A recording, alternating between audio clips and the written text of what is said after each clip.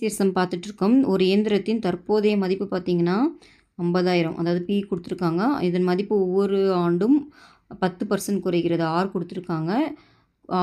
ஒவ்வொரு ஆண்டும் 10% குறைந்தால் 3 ஆண்டுகள் எண்ணும் கொடுத்துட்டாங்க.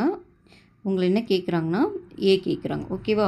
ஸோ இதுக்கு ஃபார்முலா நம்மளுக்கு தெரியும். A is equal to B into 1 minus இங்கே குறைகிறதுன்றதுனால நடுவில் மைனஸ் வரும்.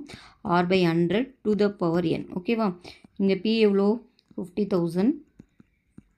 ஆர் வந்து பார்த்திங்கன்னா 10, என் வந்து பார்த்திங்கன்னா 3. இப்போ சிம்பிளை பண்ணால் நம்மளுக்கு ஆன்சர் வந்துடும். இப்போ 50,000 இன்ட்டு இந்த 0 கேன்சல் ஆயிரும். அப்போ 9/10 க்யூப் இருக்கனால 3 டைம்ஸ் வரும். 9/10 இன்ட்டு 9/10. ஓகேவா? இப்போ இந்த 3 0வுமே கேன்சல் ஆயிரும். அப்புறம் பார்த்திங்கன்னா மீதி எவ்வளோ இருக்குது?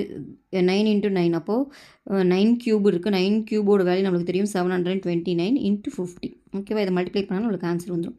9 5s are 45, remaining 4. 2 5s are 10, 14, remaining 1.